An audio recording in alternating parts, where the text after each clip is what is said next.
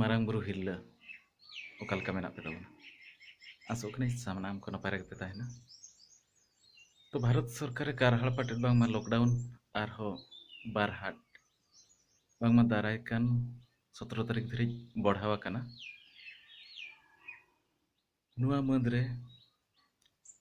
तीनंगन गावता चो अड़ी नापाय को कमी काना।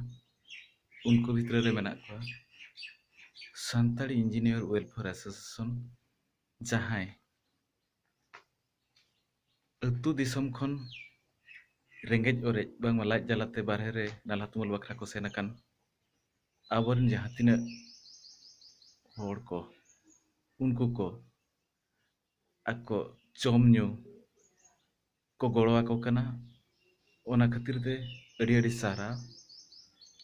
खबर बांगमा बेवरा सेटेर kana मुंबई चेन्नई बेंगालोर कोलकाता हैदराबाद आर बॉम्बे करे एमान करे ako लक्ति जनित सामान को सेटेर ako kana कागे आर हो आदिम सांताल जाहेरगार को मुड कदमा हो जमशेदपुर रे जहां तिना नालहा बसात को आकोटाकान हड़ को रेंगेज ओरेज हड़ को इसिन काते दाका को हटिंग ako kana ओनागे अड़ी नापाय खबर सेटेर kana दुर्गापुर रेनांग पश्चिम बांग्ला आदिवासी गांवता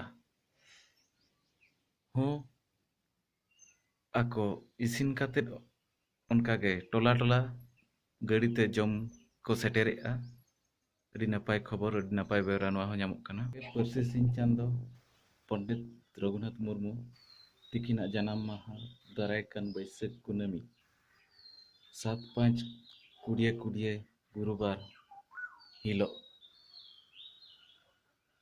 मा पड़ाव कना नेस ना कोरोना आजार खातिर कारहाड़ पाटेद और लॉकडाउन खातिर ते जाव लेका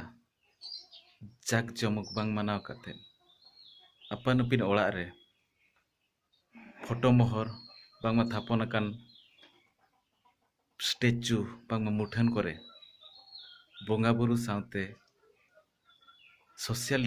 डिस्टेंस बांगमा फिजिकल डिस्टेंस संगिन संगिन ताहे काते गॉड जोहार अबन एकिन ठेन बने हर जोहार जावलेका बिस्ती बांग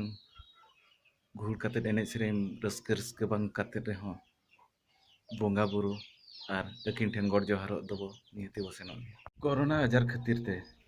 पाखापाखि 2 चांदो गान सानाम हड़ बो कारहाड़ पाटेद अकना लॉकडाउन अकना बो निया ऑक्टो रे जुदी आबो